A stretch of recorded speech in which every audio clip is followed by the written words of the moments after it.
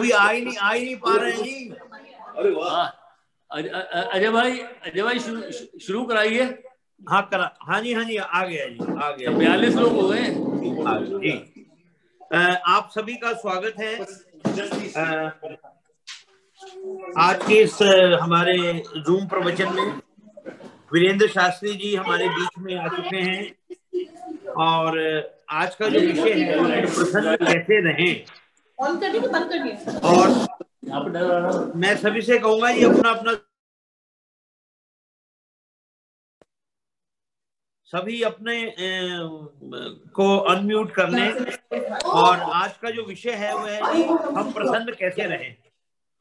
और इसके बाद जो अगला हमारा कार्यक्रम होगा नेक्स्ट शुक्रवार को, वो भी वीरेंद्र जी ही हमारे बीच में रहेंगे। बच्चों के लिए वेदों में क्या, एक अमूमन ये बात आई जाती है कि वेद बड़े बहुत कठिन सी चीज है और बड़े लोग ही इसको करते हैं, लेकिन वेदों में बच्चों के लिए क्या। तो इसलिए आपसे मैं अनुरोध कर रहा हूं, हमारे पास अभी 1 सप्ताह है, अधिक से अधिक युवाओं को, बच्चों को इससे जोड़ने की का प्रयास करें। अन्यथा हमारा ये प्रयास जो है वह सफल नहीं होगा। लेकिन आप लोगों के सहयोग से अगर आप परिवार में बच्चों को सबको कहेंगे तो अत्यधिक सफल रहेगा। और जिस तरह की बच्चा, आज हमारे पास एक बेटी है तिया मित्तल, बेटे वो कुछ बोलना चाह रही है। तिया मित्तल जी हैं जी उपलब्ध? यस। हाँ यस। अच्छा चलो आओ बच्चे बोलो।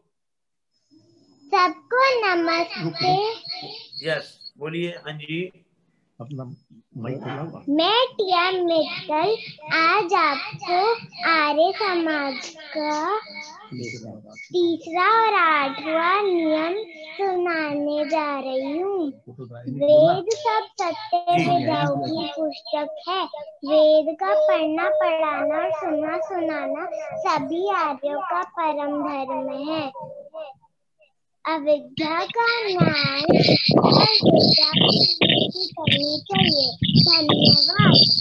बहुत बढ़िया, बहुत बढ़िया, शाबाश।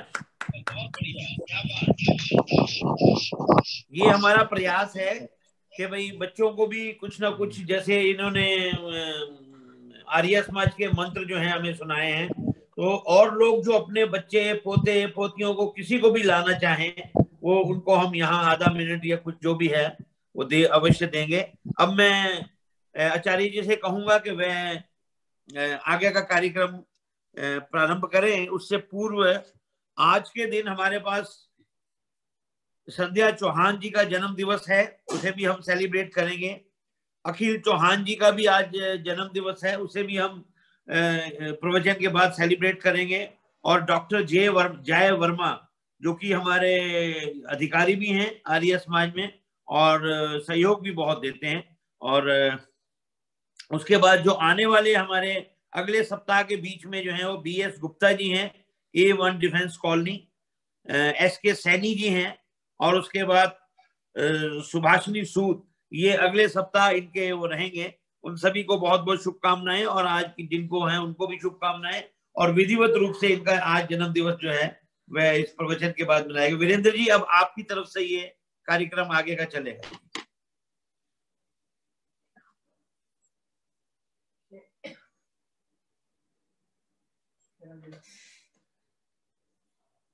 वीरेंद्र जी आप उपलब्ध हैं?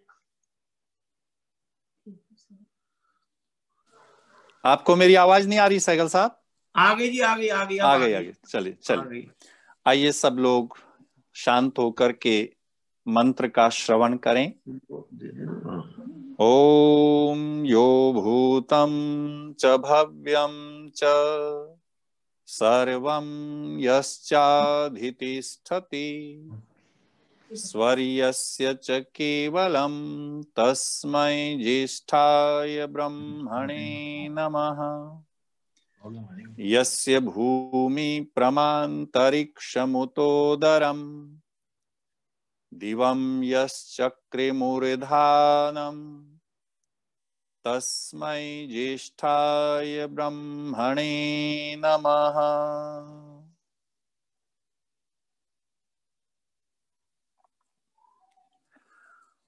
आदर और सम्मान के योग्य आर्य समाज डिफेंस कॉलोनी के माननीय प्रधान श्रीमान अजय चौहान जी, हमारी बहुत ही सम्मान और श्रद्धा के बिंदु आर्य समाज के महामंत्री श्रीमान अजय सहगल जी, देश और विदेश और देश के ही विभिन्न नगरों से जुड़े हुए हमारे श्रद्धा और सम्मान के योग्य भद्र पुरुषों, हमारी बहनों, माताओं, दिल्ली की विभिन्न आर्य समाज और संस्थाओं से जुड़े हुए सभी माननीय आर्यजनों, आज एक बार हम सब लोग पुनः उपस्थित हुए हैं इस विशेष आयोजन में, जिसे आर्य समाज डिफेंस कॉलोनी लगभग संपूर्ण वर्ष जबकि हम सब लोग कटे हुए थे, ऐसे में आर्य समाज के द्वारा ये विशेष श्रृंखला शुरू की गई और श्रृंखला जितनी जितनी लोकप्रिय होती चली गई, हमारे साथ बच्चे जुड़े। मैं इस अवसर पर बेटी टिया को भी उनके सुंदर उच्चारण के लिए आर्य समाज का नियम उन्होंने सुनाया, शुभकामनाएं देता हूं और अभिनंदन करता हूं उन महान सदस्यों का जिनका जन्म दिवस है, आज है अथवा आने वाला है। आप सबके लिए बहुत बहुत शुभकामनाएं। परमात्मा सब पर अपना आशीर्वाद रखे। जैसा सहगल साहब ने अभी कहा, आज का हमारा जो विचारणीय विषय है वह है जीवन में प्रसन्न कैसे रहें। जीवन में प्रसन्न कैसे रहें, इसमें पहला शब्द है जीवन। और जीवन में जो सबसे बड़ी आवश्यकता, सबसे बड़ी प्राप्ति, सबसे बड़ी इच्छा, चाहत मनुष्य की है, वह है प्रसन्नता। आइए जीवन के बारे में एक दो मिनट विचार करते हैं। ये जीवन है क्या? महाभारत का एक प्रसंग है भीष्म पितामह और युधिष्ठिर के संवाद के रूप में। हम सब जानते हैं कि भीष्म पितामह जब शरशैया पर लेटे थे तब प्रतिदिन उनके पास में पांडव कौरव आते थे, उनसे उपदेश ग्रहण करते थे। ऐसे ही उपदेश के क्रम में एक दिन भीष्म पितामह ने युधिष्ठिर को उपदेश करते हुए कहा, गुह्यम ब्रह्मम तदिदम ब्रवीमि नहीं मानुषात् श्रेष्ठ तरम ही किंचित। कहने लगे कि हे युधिष्ठिर, आज मैं आपको एक गुप्त, एक गहरी बात कहना चाहता हूं, गुह्य बात कहना चाहता हूं। क्या गहरी बात कहना चाहता हूं? कहने लगे कि ये जो मनुष्य का जीवन है, इस मनुष्य के जीवन से नहीं मानुषात् श्रेष्ठ तरम ही किंचित, इस मनुष्य से श्रेष्ठ संसार में कुछ भी नहीं है। पितामह का ये उपदेश था, मनुष्य का जीवन सबसे श्रेष्ठ है। थोड़ा सा विचार करें जीवन के बारे में। संसार में मनुष्य के अलावा जितने भी प्राणी जन्म लेते हैं, आप देखें वो स्वयं समर्थ हैं। आजकल साइंस का जमाना है, डिस्कवरी चैनल बहुत उपलब्ध है। हम देखते हैं जंगल में किसी पशु पक्षी का संतान उत्पन्न हुआ और पशुओं में खास तौर से आपने देखा थोड़ी देर के बाद वो चलने लगा, भागने लगा, दौड़ने लगा। इधर हम मनुष्य हैं, आज जो हम बैठे हैं सजे धजे तैयार सुनने को, विचारने को। अगर माँ अपने बच्चे को बैठना न सिखाए तो सारी जिंदगी बच्चे को बैठना भी नहीं आएगा, ये मान करके चले। मनोवैज्ञानिकों ने ये अध्ययन किया है, रिसर्च किया है कि अगर बच्चे को माता बैठना न सिखाए तो वो बैठेगा नहीं। पुरानी घटना है, कानपुर के पास जंगलों में एक बच्चा मिला था जो भेड़ियों के साथ रहता था, वो वैसे ही चलता था और केवल वैसी ही ध्वनियां निकालता था जैसे भेड़िए निकालते हैं। मनुष्य का जीवन ऐसी परिस्थितियों के बावजूद सबसे श्रेष्ठ है। क्यों है? इसलिए है क्योंकि उसके पास कुछ विशेषता है। उपनिषदों की चर्चा है कि भगवान ने, प्रजापिता ने सारे शरीर बनाए। जब मनुष्य के शरीर के बनाने का समय आया, जब मानव के शरीर का निर्माण हुआ, तो कहने लगे ये सर्वोत्तम रचना है, ये मेरी सर्वोत्तम रचना है। आप देखें कैसी सर्वोत्तम रचना है। अभी सर्दी है, हम सब लोग कंबलों में डूब के बैठे हैं, कितने कपड़े पहने हुए हैं, कैसी कैसी अलाव लगा रखे हैं, घर में हीटर लगे हुए हैं, कैसी कैसी, और कितने जीव जंतु हैं। आप जाके देखें जंगल में आज भी ऐसे ही घूम रहे हैं। हम विशेष हैं, फिर भी हम विशेष इस अर्थ में नहीं है कि हमारे पास ये साधन है, बल्कि इस अर्थ में विशेष है कि प्रजापिता ने इंसान को एक और विशेष चीज दी, जिसे हम कहते हैं बुद्धि, जिसे हम कहते हैं मस्तिष्क। इंसान आसमान में पक्षी की तरह उड़ने का सामर्थ्य नहीं रखता, उसके शरीर में ऐसी शक्ति नहीं, लेकिन उसने अपनी बुद्धि का उपयोग करके ऐसी शक्ति अर्जित कर ली कि वो पक्षी से भी ज्यादा गति से और भी अधिक ऊंचा उड़ सकता है। इंसान में वह शक्ति नहीं कि वो चीते की तरह से गतिमान हो जाए, भागने लग जाए, लेकिन भगवान की दी हुई बुद्धि के सहारे इंसान ने ऐसी इजादें की हैं, ऐसे आविष्कार किए हैं कि वो चीते से भी अधिक गति से भागने लग सकता है। समुद्र की गहराइयों में तैरने की शक्ति इंसान को प्राप्त नहीं, पर उसने अपनी बुद्धि से उसको भी प्राप्त कर लिया। इस अर्थ में ये जीवन बहुत विशेष हो गया। शास्त्रों में एक प्रश्न है और हमारे मन में एक प्रश्न और उठता है कि ये मनुष्य का जीवन जो सबसे विशेष है, ये मिला किस लिए?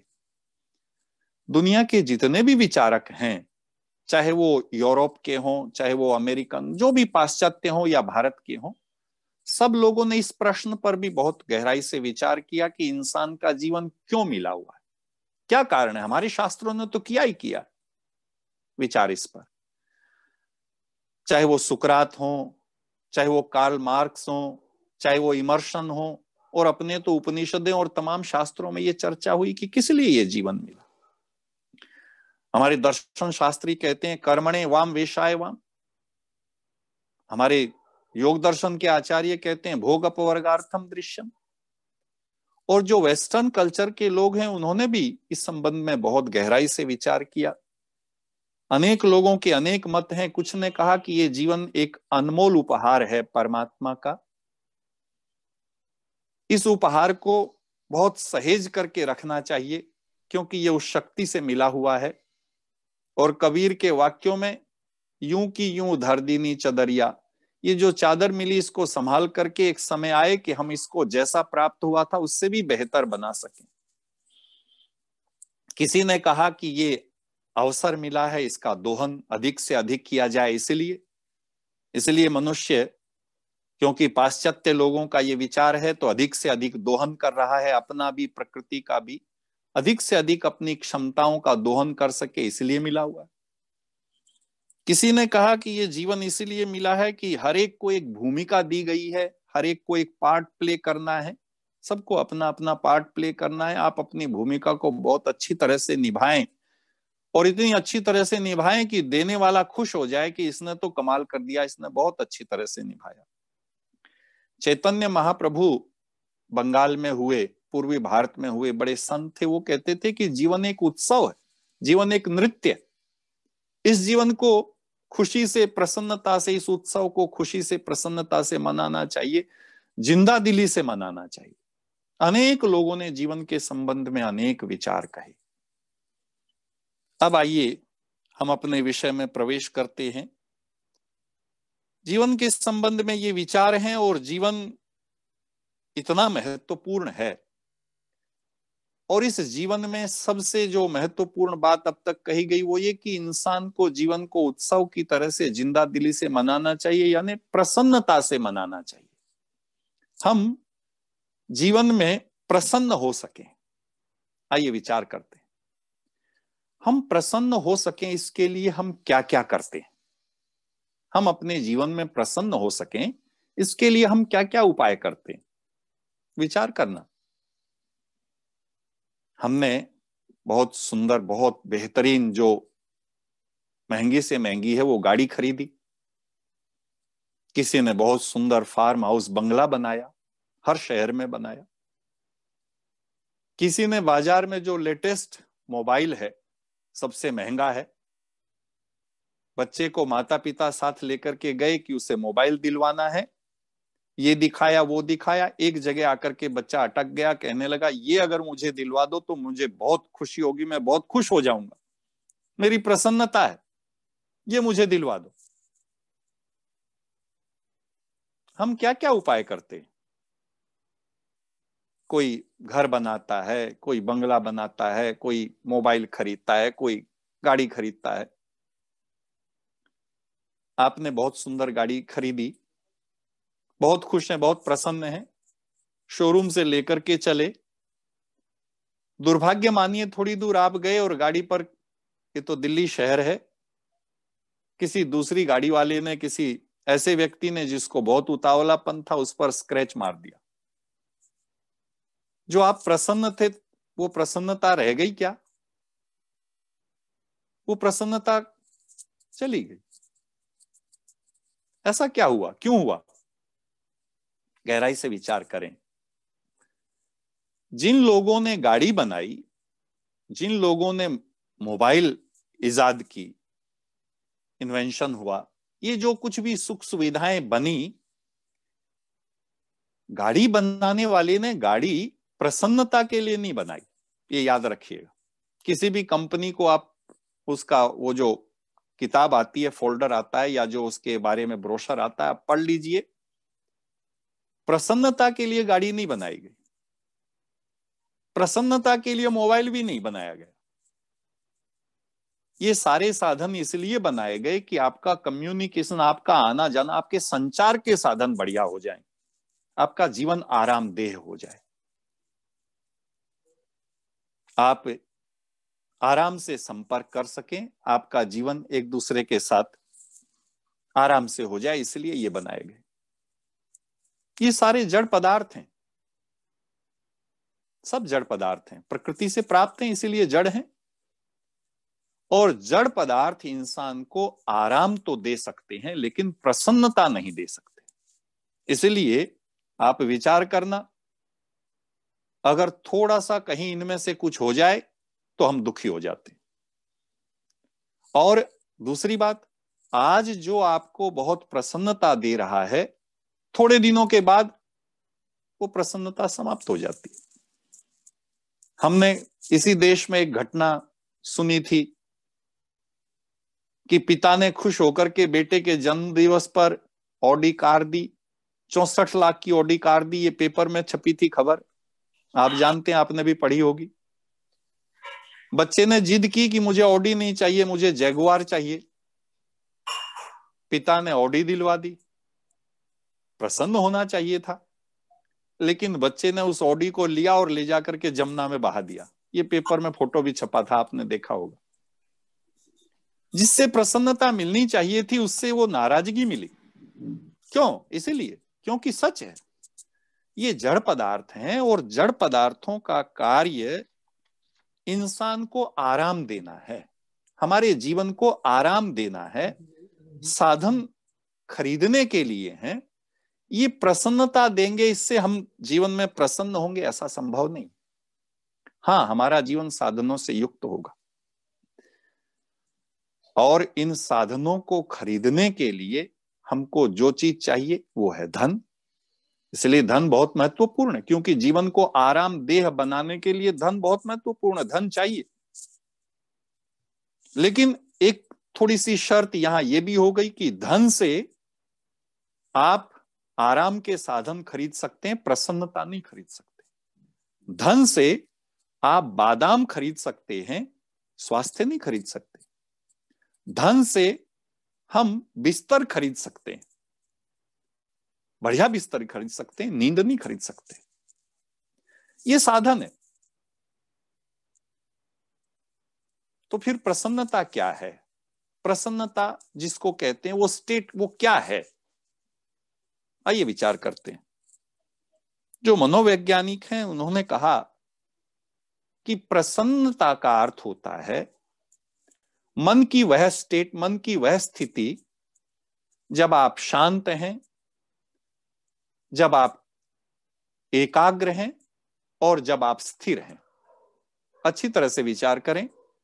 प्रसन्नता का मतलब होता है हमारा मन शांत हो, हमारा मन स्थिर हो और हमारा मन एकाग्र हो। विचार कीजिए, मन की एकाग्रता प्रसन्नता है, प्रसन्नता में है।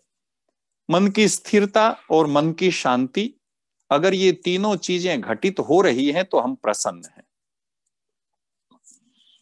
अब आप विचार करें कि हमारे जीवन में प्रसन्नता के लिए हम किन किन चीजों पर निर्भर हैं।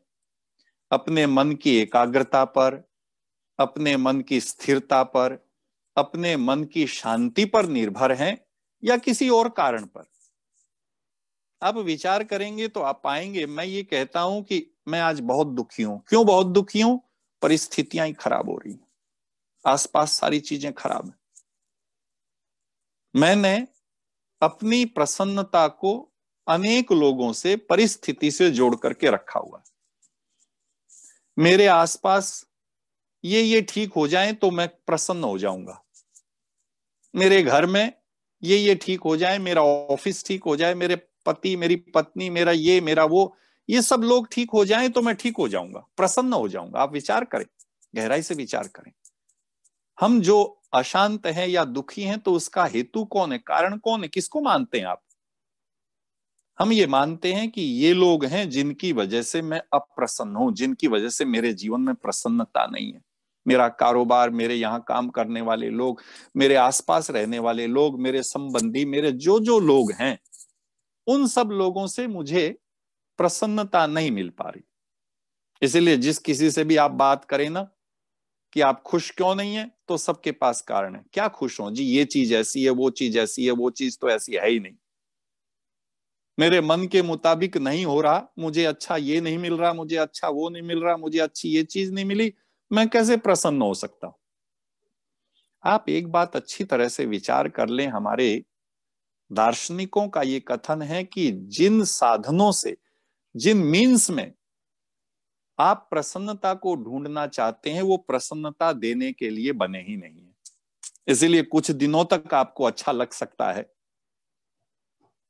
आपके पास में बहुत बढ़िया गाड़ी है, आप गाड़ी से बैठ करके बाहर निकले, जैसे ही गोल चक्कर पर पहुंचे, डिफेंस कॉलोनी की बात करूं, इतना जाम है कि आप गाड़ी से, कितनी भी बढ़िया गाड़ी हो, आपकी एक कदम नहीं बढ़ रही और आपको आधा घंटा हो गया, गाड़ी आगे बढ़ती नहीं।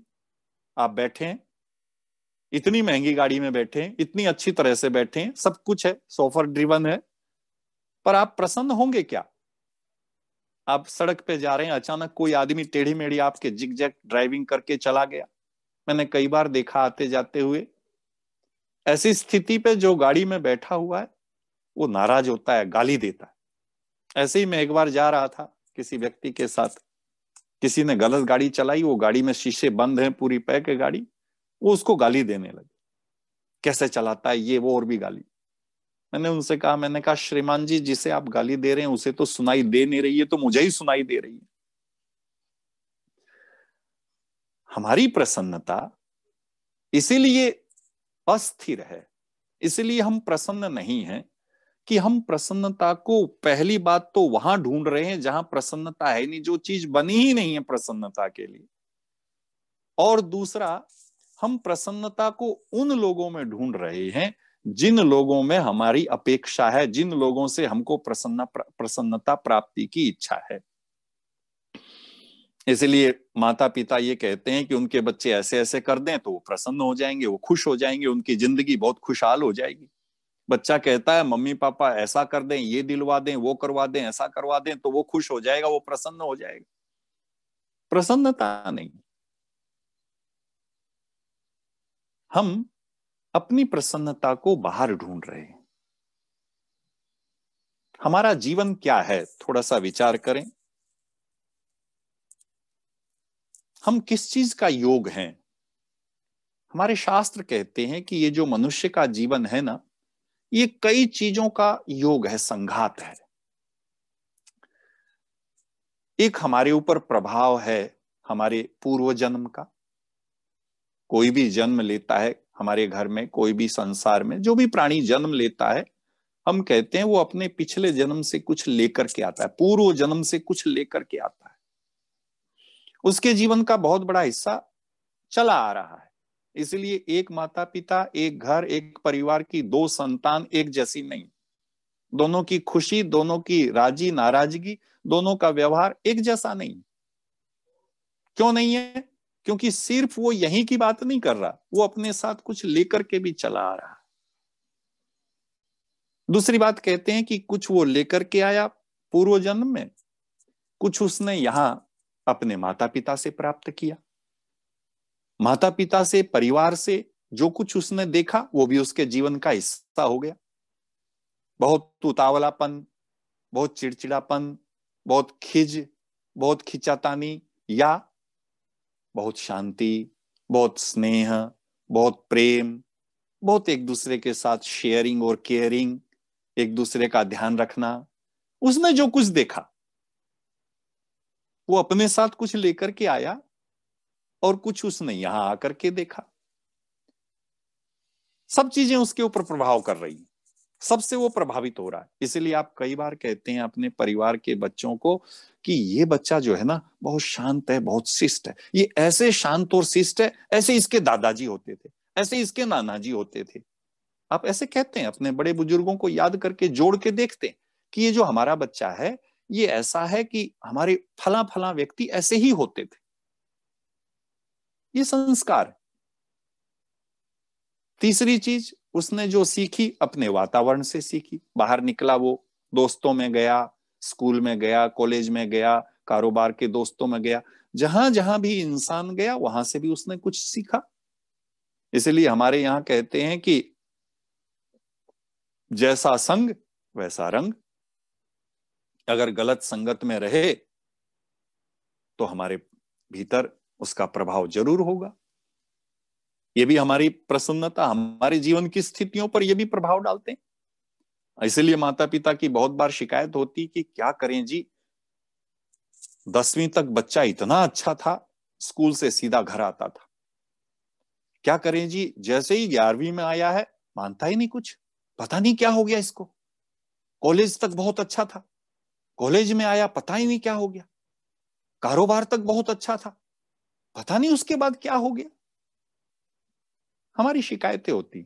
हमने अनुभव किए कि किसी एक अवस्था तक एक व्यक्ति ठीक ठाक था, बहुत अच्छा था, आप महसूस करते थे, और अचानक कुछ ऐसा वातावरण मिला, कुछ ऐसी चीजें मिली और फिर एकदम से बदल गया।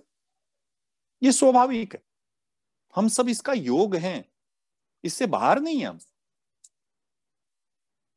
अपने पूर्व जन्म के साथ भी हम कुछ लेकर के आते हैं, अपने माता पिता से, परिवार से भी हम कुछ प्राप्त करते हैं, और फिर अपने चारों तरफ के वातावरण से भी कुछ प्राप्त करते हैं। और कहने लगे जो चौथी चीज है वो अपनी इच्छा शक्ति, दृढ़ इच्छा शक्ति। हर एक की अपनी अपनी दृढ़ इच्छा शक्ति, और ये सबसे प्रभावी है। मैं आपसे कहना चाहता हूं, मैं स्वामी श्रद्धानंद के जीवन को बहुत बार याद करता हूं। इस अर्थ में याद करता हूं कि उस व्यक्ति ने इतनी इच्छा शक्ति, इतनी प्रबल इच्छा शक्ति रखी कि पहले जो भी जीवन में दुर्गुण थे, जो भी कमजोरियां थी, सब छोड़ दी। हम में आप में भी, हम में से आप में से भी कितने लोग होंगे, आप चाय पीते थे, मुझे याद है मैं कॉफी पीता किसी टाइम पे, जब हॉस्टल में छात्रावास, ऐसे विद्यालय में मैं था जहां छात्रावास था, तो वहां 11 बजे कॉफी पी जाती थी, और ऐसी आदत हो गई कि ना मिले तो सिर दर्द हो। फिर एक दिन सोचा कि ये तो गलत आदत है, और कोशिश की और छोड़ दी। अब बिल्कुल नहीं पीता हूं, पी भी नहीं सकता हूं। ऐसे ही हम सब लोग, दृढ़ इच्छा शक्ति हमारा स्वभाव है, हमारे भीतर है ये। आपने भी कितनों नहीं, आप देर से उठते थे, आप स्वास्थ्य के बारे में जागरूक नहीं थे, आपको अपने बहुत सारी चीजें ऐसी थी जिनको आप महसूस करते थे कि ये ठीक नहीं है। आप कहते हो ठीक तो नहीं है, पर क्या करूं, छूटता तो नहीं है। और एक दिन ऐसा आया, मैं ऐसे लोगों को जानता हूं, ऐसे कई लोगों से मैं मिला हुआ हूं जो बहुत दिनों से पड़ी हुई आदत, वर्षों से पड़ी हुई आदत एक झटके में छोड़ दी बिल्कुल। एक व्यक्ति मुझे मिले थोड़े दिनों पहले, कहने लगे जी हरिद्वार गया था और तो कुछ नहीं, पर सिगरेट पिया करता था, पर वहीं छोड़ आया और उसके बाद कभी नहीं पी जीवन। ये दृढ़ इच्छा शक्ति भी हमारा गुण है। ये 4 चीजें हर एक इंसान अपने साथ लेकर के आता है और इन चीजों का प्रभाव होता है। और सबसे अधिक प्रभाव आपसे कहना चाहता हूं दृढ़ इच्छा शक्ति का होता है। अपनी दृढ़ इच्छा शक्ति से आप अपने जन्म जन्मांतर के संस्कारों को भी बदल सकते हैं। एक और चीज हम सब में है जो सबसे महत्वपूर्ण है, वो है आत्मा। आप जानते हैं आत्मा की जो शक्ति है, आत्मा का जो गुण है, आप जानते हैं।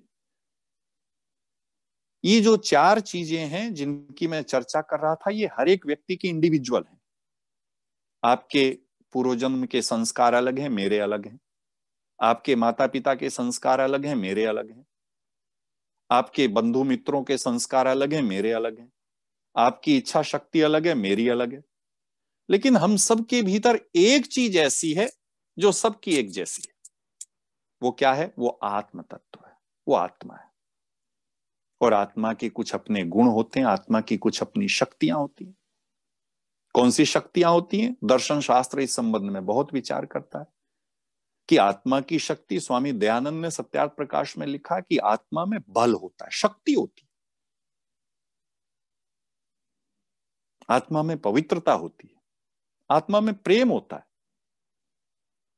आत्मा में शुचिता होती है, स्नेह होता है। ये शक्तियां हैं जो सबके पास है, क्योंकि हम सबके भीतर आत्मा है, हम सबके भीतर आत्मा है। पर समस्या यह है कि इंसान इन सारी चीजों को भूल करके बैठा हुआ है। गौतम बुद्ध के जीवन की एक घटना मुझे याद आती है। गौतम बुद्ध के बहुत सारे नवयुवक शिष्य थे। एक दिन की बात है, सारे एक वृक्ष के नीचे बैठ करके चर्चा कर रहे थे।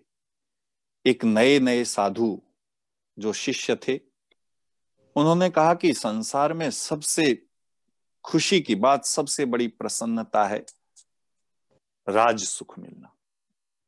राज सुख मिल जाए सबसे बड़ी प्रसन्नता है। दूसरे ने कहा राज सुख नहीं, राज सुख में कुछ प्रसन्नता नहीं, बहुत चिंताएं हैं, बहुत तनाव है, बहुत जिम्मेवारियां।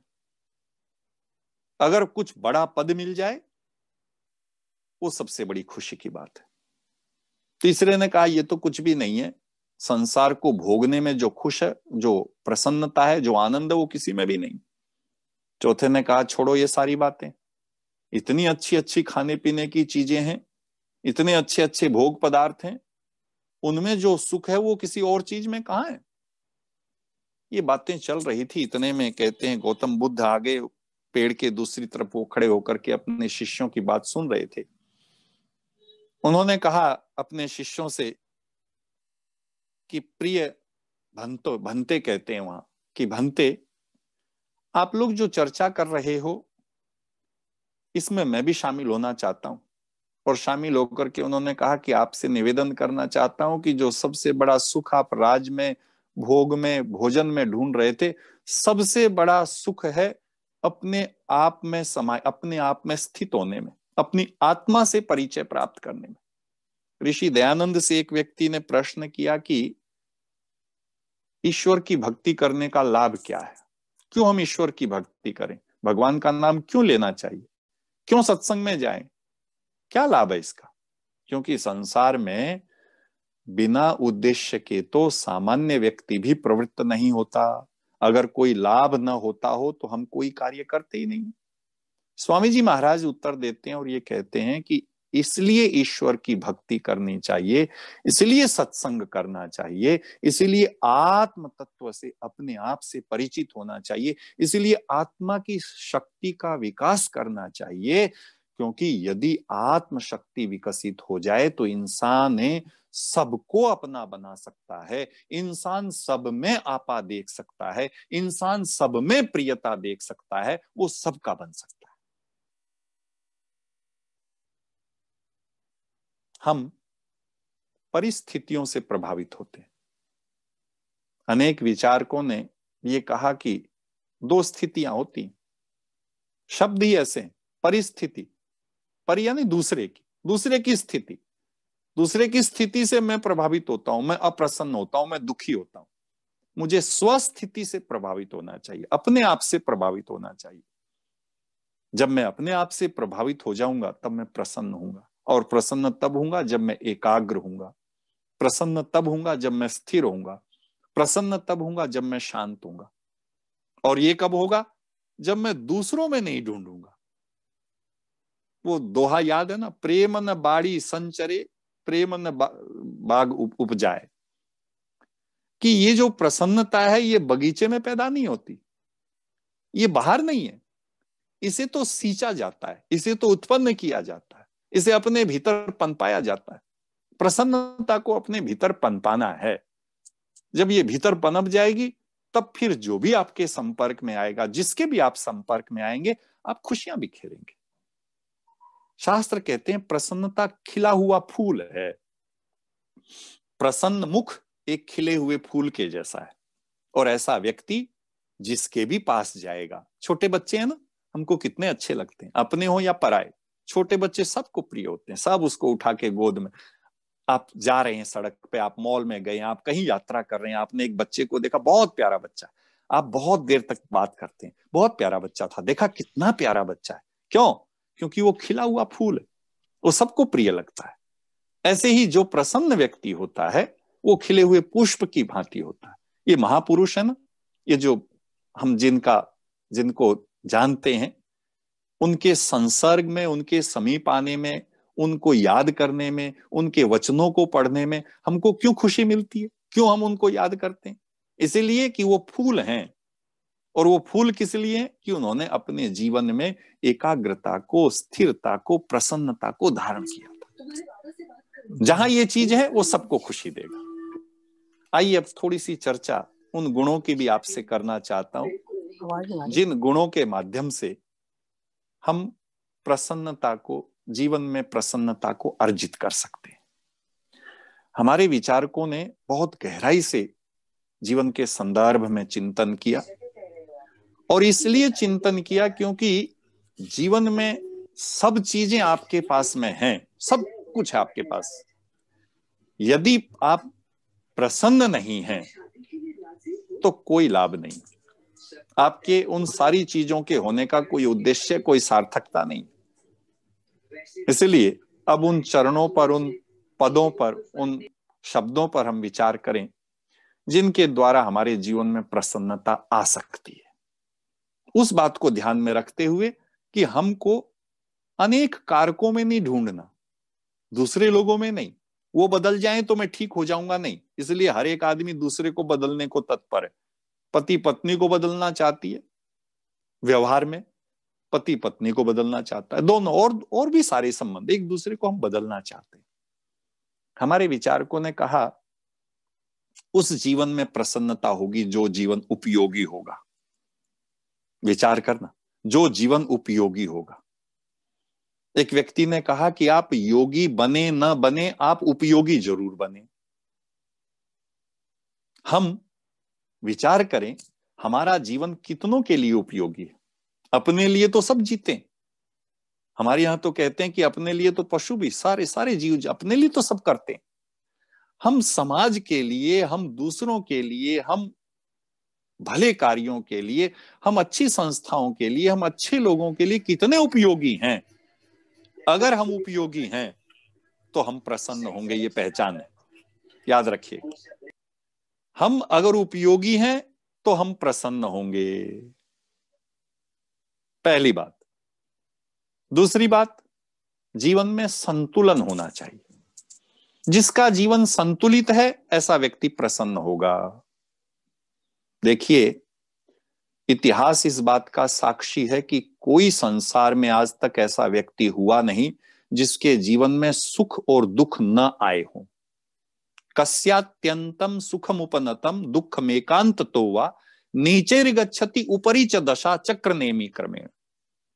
कहने लगे कि ये जो चक्र चलता है, जैसे पहिया चलता है गाड़ी का, ऐसे ही जीवन का क्रम चलता है, ऐसे ही जीवन। कोई व्यक्ति ऐसा संसार में आज तक नहीं हुआ जिसके जीवन में चक्र की तरह से जीवन में परिस्थितियां न बदली हों, ऐसा कोई भी नहीं।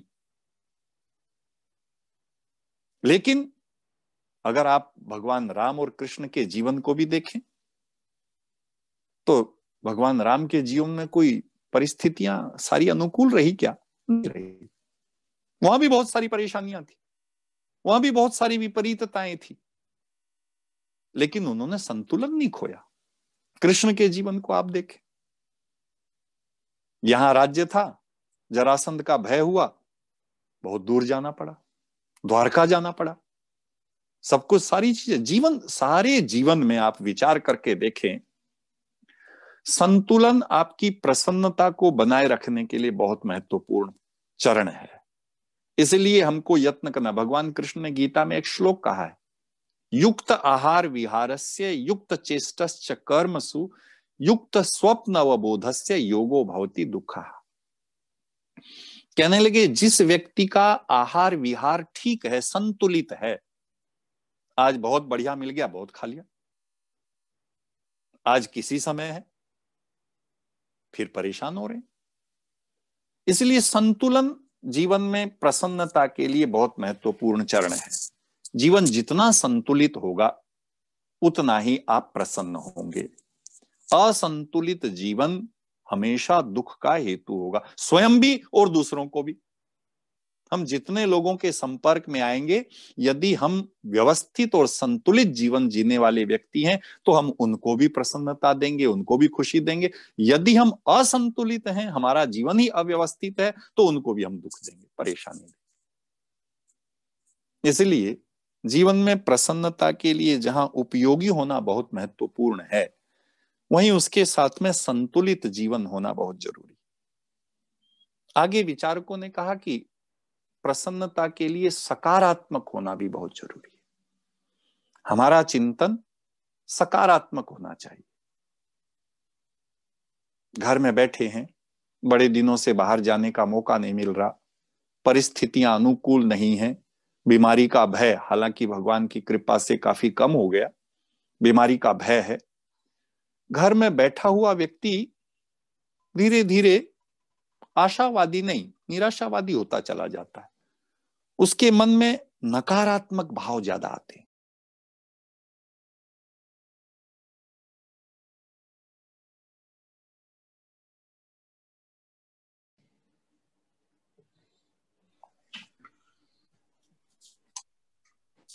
आचार्य जी, आप अनम्यूट करना जी, आपका बंद हो गई आवाज। अच्छा, मैंने तो नहीं की थी। अच्छा चलो ठीक है। अच्छा चलो, अभी हुई है कहाँ, या काफी देर से हो गई? नहीं, अभी एक 2 सेकंड पहले। अच्छा। तो हमारे जीवन में सकारात्मकता बहुत जरूरी है। अगर आप सकारात्मक विचारधारा के हैं तो आप प्रसन्न होंगे। जैसे जैसे परिस्थितियां डगमगाती हैं, हमारे भीतर नकारात्मकता आती चली जाती, और इतनी आ जाती। मैं आपको एक अपना घटनाक्रम बताता हूं। भुज में थे, जिस कमरे में मैं ठहरता था उस कमरे में एक और व्यक्ति थे, यही दिल्ली के ही गुप्ता साहब। गर्मी का समय था, जून का समय था, रात को पंखा नहीं चल, मैं पंखा चला के सोऊं, नींद आए, थोड़ी देर के बाद पसीने आ जाए, मैं उठ जाऊं, देखूं तो पंखा बंद। मैं बड़ा हैरान, फिर पंखा चलाया, फिर सो गया। कुछ देर के बाद फिर पसीने, फिर उठ गया, जागा, देखा तो फिर पंखा बंद। मैंने उनसे कहा, गुप्ता साहब ये पंखा बंद कैसे हो जाता है? उन्होंने कहा, भाई साहब घर से 1300 किलोमीटर दूर बैठे हो, अगर पंखा गिर गया तो हम 2 ही लोग हैं कमरे में, किसी को पता भी नहीं चलेगा। दिल्ली में घर के किसी व्यक्ति को पता भी नहीं चलेगा कि क्या हुआ। ये पंखा देखते हो ना, पुराने वाले पंखे थे वो, जो पुराने जमाने के होते बड़े बड़े, तो इतना नकारात्मक भी ना हो। जीवन में प्रसन्नता के लिए सकारात्मकता बहुत जरूरी। हमको सकारात्मक होना चाहिए। अगला जो चरण है वो है रचनात्मकता। अगर हमको प्रसन्न होना है, जीवन में प्रसन्नता चाहिए, तो हम में रचना धर्मिता होनी चाहिए, रचनात्मकता होनी चाहिए, कुछ बनाने का विचार। संसार में याद रखिएगा, जीवन के किसी भी पड़ाव में आप हैं, यदि आप में रचनात्मकता है, आप कोई भी कार्य कर रहे हैं, आप भजन ही गाते हैं, आप भजन ही लिखते हैं, आप कविता ही लिखते हैं, आप गीत ही लिखते हैं, आप कोई चित्र ही बनाते हैं, आप कोई भी कार्य करते हैं, वो आपको प्रसन्नता देगा अगर आप में रचनात्मकता है तो। एक व्यक्ति झाड़ू भी लगाता है ना, भली प्रकार से, अच्छी तरह से, आपको संतोष होता है। आपने घर साफ सफाई की। कई बार हमारे यहां एक समस्या होती है घरों में, हमारी माताओं बहनों को विशेष रूप से, आपने घर साफ सुथरा किया, सारी चीजों को व्यवस्थित कर दिया, और फिर गृहस्वामी आए ऑफिस से, बैग कहीं फेंक दिया, चप्पलें कहीं फेंक दी, बेल्ट कहीं फेंक दी, सारी चीजें कहीं फेंक दी। और जब उन्होंने सारी चीजें फेंक दी तो हमारे मन की अशांति शुरू हो गई, हम परेशान हो गए। घर में जो प्रसन्नता थी वो अप्रसन्नता में बदल गई। जीवन में रचनात्मकता बहुत जरूरी है। आप याद रखें, अगर प्रसन्नता को अर्जित करना है तो उपयोगी बने। आचार्य जी, आपके जीवन में जी, हमारे जीवन में संतुलन हो, संतुलित जीवन हो, हम आशावादी हो, रचनात्मकता हो और नियमितता हो। नियमित जीवन बहुत जरूरी है प्रसन्नता के लिए। हमारे जिस जीवन में कोई नियम, अभी बिटिया टिया आर्य समाज के नियम पढ़ रही थी ना, सुना रही थी हमको। आर्य समाज संस्था आज विश्व भर में यदि प्रसिद्ध हुई है तो इसलिए कि इसके जो 10 नियम हैं वो नियम लाजवाब हैं, और प्रत्येक आर्य से, आर्य समाज के सदस्य से ये आग्रह, ये आशा की जाती है कि वह उन 10 नियमों का पालन करेगा, और जो 10 नियमों का पालन करेगा उसका जीवन बहुत ही प्रसन्नता से युक्त होगा, उसका जीवन बहुत ही उत्तम होगा। ये बहुत स्पष्ट बात है। इसलिए जीवन में नियमितता बहुत जरूरी है। और एक दो बात और कहना चाहता हूं। जो अगला सबसे महत्वपूर्ण पड़ाव है प्रसन्नता के लिए, हम प्रसन्न कैसे रहें इसके लिए, वह है कि हमारे पास कोई प्रेरक तत्व होना चाहिए। हम अपने जीवन में एक प्रेरक तत्व को निश्चित करें। मैं फिर स्वामी श्रद्धानंद का नाम लेना चाहूंगा। स्वामी श्रद्धानंद ने अपने जीवन में जो सफलता प्राप्त की, अपने जीवन में जो उन्नति की, वो हमेशा याद करते हैं किसको? स्वामी दयानंद को। वो हमेशा कहते हैं कि ऋषिवर, आपके दर्शन से, आपके मिलने से, आपके कहे हुए शब्दों से मेरे जीवन में ये परिवर्तन हो गया। पंडित गुरुदत्त विद्यार्थी लेखराम स्वामी दयानंद के जीवन को वो प्रेरक जीवन के रूप में मानते हैं। हम सब लोग जहां हैं, जिस परिवार में हैं, जिस समाज में हैं, अपनी प्रसन्नता के लिए हमको भी एक प्रेरक तत्व निश्चित करना है। वो कोई महान पुरुष हो सकता है, वो कोई महान ग्रंथ हो सकता है, वो कोई अपने परिवार का बड़ा बुजुर्ग हो सकता है, वो कोई भी हो सकता है जिससे आपको प्रेरणा लेनी। उसके वचनों को आपको शांति से, प्रसन्नता से स्वीकार करना है, उसको आपको जीवन में धारण करना है। अगर वो प्रेरक तत्व हमारे जीवन में हम निश्चित कर पाए, तब भी हमारे जीवन में प्रसन्नता आएगी, हमारे जीवन को एक लक्ष्य मिलेगा। और अंतिम इस क्रम में जो शब्द है जिससे प्रसन्नता आती है, हमारे विचारकों ने कहा, वह है समर्पण। जो व्यक्ति समर्पण कर सकता है उसके जीवन में अखंड प्रसन्नता आती है। आप विचार करना, परिवार में जहां हम हैं, एक दूसरे के प्रति जहां जहां जितना जितना समर्पण है, उतनी उतनी खुशी है। हमारी प्रसन्नता हमारे समर्पण में है। ऐसा ही संबंध भगवान के साथ। पर समस्या ये कि आज का इंसान स्वीकार नहीं करता ना। कुछ ऊंचा नीचा हो गया, हमारे जीवन में कोई ऊंची नीची बात हो गई, सबसे पहले मित्र को, बंधु को, रिश्तेदार को, इसको उसको सबको अप्रोच करते हैं, अच्छे बुरे सारे रास्ते तलाशते हैं, और जब सब जगह से थक हार के बैठ जाते हैं तब भगवान को याद करते हैं। हमारा जो अंतिम ऑप्शन है, आप विचार करें, हमने अपने जीवन की प्रसन्नता का, सफलता का, कार्य को पूरा करने का अंतिम ऑप्शन परमात्मा को रखा हुआ। हमारे ऋषि कहते हैं जिस जीवन में समर्पण है, समर्पण उस शक्ति के प्रति, समर्पण अपने बड़ों के प्रति, समर्पण एक दूसरे के प्रति, समर्पण अपने आप के प्रति, जिस जीवन में समर्पण है उस जीवन में कभी भी दुख नहीं आ सकते, वो जीवन कभी भी अप्रसन्न नहीं हो सकता। एक वाक्य कहकर के समाप्त करता हूं, जितात्मा प्रसन्नात्मा भवति, ये आचार्य चाणक्य का वाक्य है। आचार्य चाणक्य कहते हैं कि जिस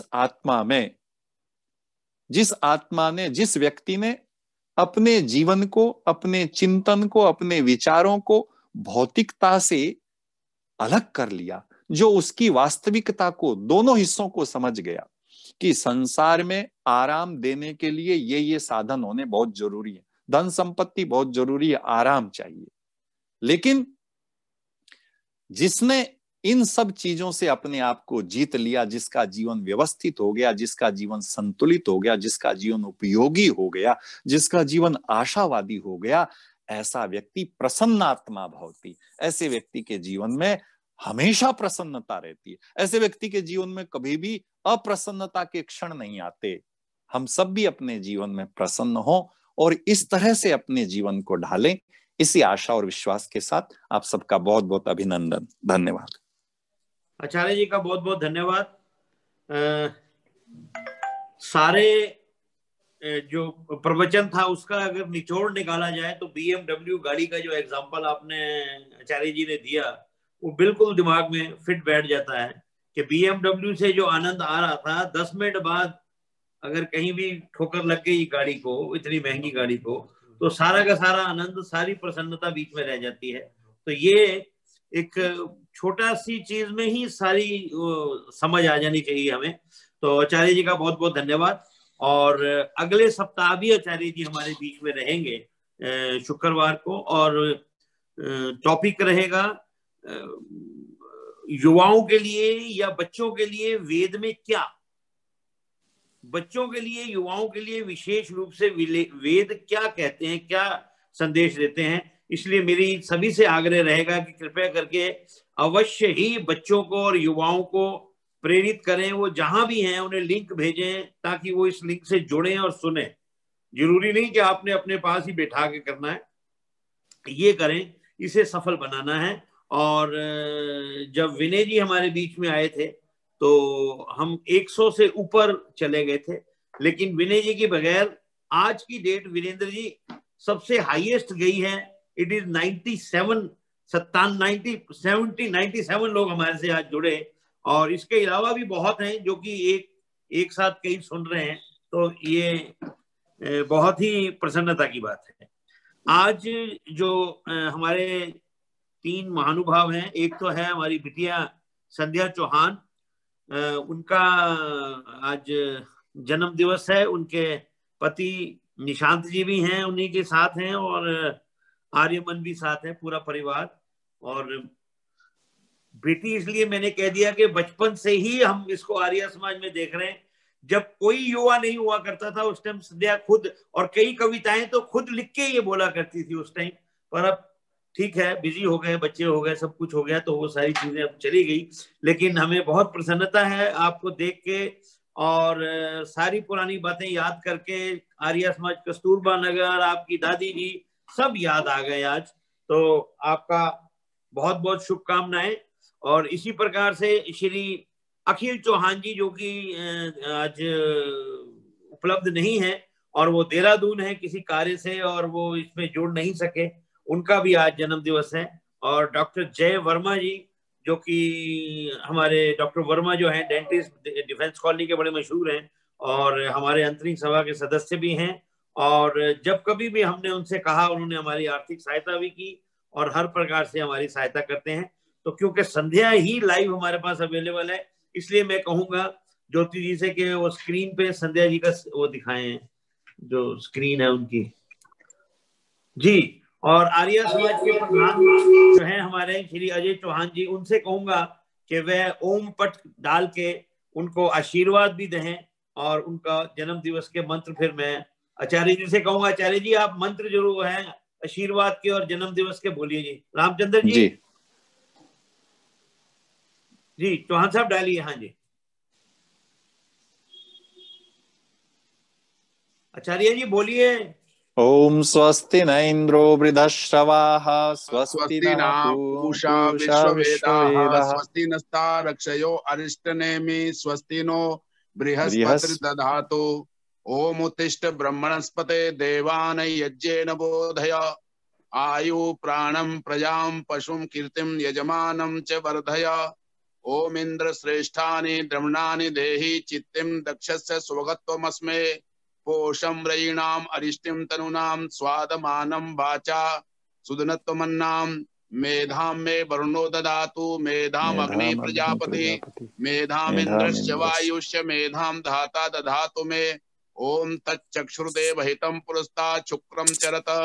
पश्येम शरदाशतं जीवेम शरदाशतं शृणुयाम शरदाशतं प्रप्लवाम शरदाशतमदीनास्याम शरदाशतं भूयश्च शरदाशतात्। परमपिता परमात्मा सदा ही आपको सुख में लंबी आयु उत्तम स्वास्थ्य सुख समृद्धि के साथ ये जन्म दिवस आपका शतायु पर्यंत इसी प्रकार से सुख को लेकर के आनंद को लेकर के आए। आपकी आध्यात्मिकता आपके गृहस्थ जीवन की सफलता आपके सामाजिक जीवन की सफलता ईश्वर सदा देता रहे आपके लिए। हमारी सबकी आप सबके लिए बहुत बहुत शुभकामना।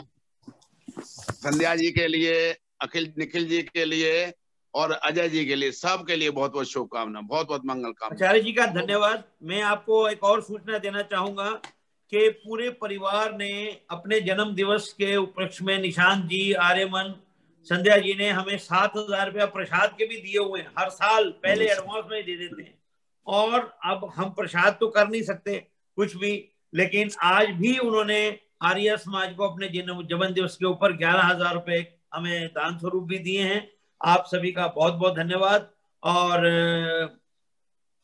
और जो लोग इस टाइम ऑनलाइन हमें सुन पा रहे हैं, पूरे चौहान परिवार में जब जब किसी का जन्म दिवस है, किसी की विवाहिक वर्षगांठ है, पूरे परिवार के परिवार जो हैं वो 1 जनवरी को हमारे पास पूरे प्रसाद के चेक आज भी आ रहे हैं ताकि उनकी डेट्स फिक्स्ड हैं। इसी प्रकार से मैं प्रेरणा देना चाहूंगा आप लोगों को भी कि आप भी वो दान राशि जो प्रसाद के रूप में हम आगे देंगे वो कृपया करके आप भी इससे प्रोत्साहित हों और हमें इस प्रकार से, और हम आपके वो जन्म दिवस को याद रखते हुए उस दिन विशेष प्रार्थनाएं होंगी और उसके बाद प्रसाद भी आपकी तरफ से बांटा जाएगा। आप सभी का बहुत बहुत धन्यवाद। संध्या जी का भी धन्यवाद। हाँ जी प्रधान जी आप कुछ कहना चाह रहे हैं? आचार्य आज अखिल चौहान का भी जन्मदिन है। हाँ जी मैंने कहा जी देहरादून गए हुए, मैंने बता दिया जी सारा। अच्छा जी आज जी अखिल जी के भी पैसे दान स्वरूप हमारे पास पूरे साल के पहले ही आए हुए हैं। उनके पिताजी हमें पूरे पैसे दे देते हैं और पीछे जब हाथ तंग था तो फिर और पैसे भी दिए। उनका बहुत बहुत धन्यवाद। मैं अब आज के अटेंडेंस के बारे में बता रहा हूँ। उसके फादर साथ ही बैठे हुए हैं जी। हाँ जी मैं देख पा रहा हूँ जी, वो बीच में थोड़ा अरुण जी भी हमारे बीच में है। उनका बहुत बहुत धन्यवाद सर आपका कि आप इसमें सम्मिलित हुए। तो आज हमारे बीच श्री अनंत चौहान जी, मृदुला चौहान जी, डॉक्टर अभिनव चौहान जी, संध्या जी जिनका जन्म दिवस था, अथर्व, आर्यमन, पलक चौहान, अरुण चौहान जी, चारू चौहान जी, मधु चौहान जी, प्रभा सरीन जी, इंदु चौहान जी, मंजीत सिंह चौहान जी, मलिका चौहान जी, बीपीएस चौहान जी, राकेश चौहान जी, भूषण बजाज जी, डॉक्टर वर्षा बजान जी, आलोक मित्तल जी, वीके सिंह जी, मणि गर्ग जी, अर्चना आर्य जी, उसके बाद है जी सुनीता रसोत्रा, उसके बाद सुप्रिया कपूर जी, शशि कालरा जी, शिवांगी, शकुंतला सेठ जी, अर्पणा जी, सुदेश आर्या जी, ऋतुप्रिय आर्या जी, उसके बाद पूजा चौहान जी, आर के त्यागी जी और नीता जी, सरोज सहगल जी, शशि सिंह जी, सिली गौन जी, सुषमा बजाज जी, अनु टंडन जी, वीना विजय सरीन, अर्पणा, उषा चुग जी, रागिनी चौहान जी, वसुंधरा जी, ब्रिज जी, सुषमा कुमरा जी, आलूष कुमार जी, प्रशांत जी नोएडा से, शरद कांत वर्मा जी, आदर्श अग्रवाल जी, प्रेम छाबड़ा जी, आभा अग्रवाल जी, आर्य मित्र गुप्ता जी जलंधर से, विक्रम नरूला जी, पद्मा शर्मा जी, निशी राजपुरा जी, शारदा कोड़ा जी, सुमन बंसल जी, पूनम तनेजा जी, राज लूथरा जी, मंजू कलसे जी, अंजू बजाज जी, नीलम सहगल जी, एस के ग्रोवर जी, निर्मला गुप्ता जी, अलका अग्रवाल जी, रीना अरोड़ा जी, उसके बाद जी इंदु बत्रा जी, अलका अग्रवाल जी, संतोष नरूला जी, बी एस गुप्ता जी, चंद्रकांता गंभीर जी, जगमोहन मेहरा जी, कमलेश जी, कांता भाटिया जी, कुमकुम जी, कृष्णा जी, नीलम जी, राजकुमार जी, अर्पणा जी, बीना उबराय जी, निर्मला विरमानी जी, कविता भाटिया जी एवं राहुल जी एंड विमल जी, ये आज के हमारे सारे थे। और आप सभी का बहुत बहुत धन्यवाद। और हम अगले अजय जी अपना समाया कुछ बोलना चाहेगी? है आप चालू रखें। अच्छा नहीं है, अच्छा ठीक है। आचार्य जी शांति पाठ। अजय जी जी अजय जी मैं 30 सेकंड कुछ पूजा चौहान बोल रही हूँ। 30 सेकंड में संध्या के लिए बोल दूं कुछ? हाँ, अगर जरूर आनंद चाचा, अजय चाचा, थैंक यू। तो सभी बड़ों को मेरा चरण स्पर्श नमस्कार, छोटों को प्यार। और मैं अजय जी आपको बहुत बधाई। थैंक यू आचार्य वीरेंद्र जी। आज आपने टॉपिक में ये बोलना चाह रही थी, आपने बहुत ही सुंदर टॉपिक था और आज इसकी इसलिए ज्यादा महत्व रखता है क्योंकि जो हमारी इन पर्सन, जैसे तीनों को बधाई जिनका जन्मदिन है, बट आज संध्या जो है हमारी वो इस टॉपिक पे बिल्कुल फिट बैठती है। और मैं बस यही कहना चाह रही थी क्योंकि आपने जैसे कहा बिटिया, तो हम लोग सब संध्या को बहुत सालों से जानते हैं और कभी भी मैंने एक बार भी इसके चेहरे पे शिकन नहीं देखी आचार्य जी, वीरेंद्र जी।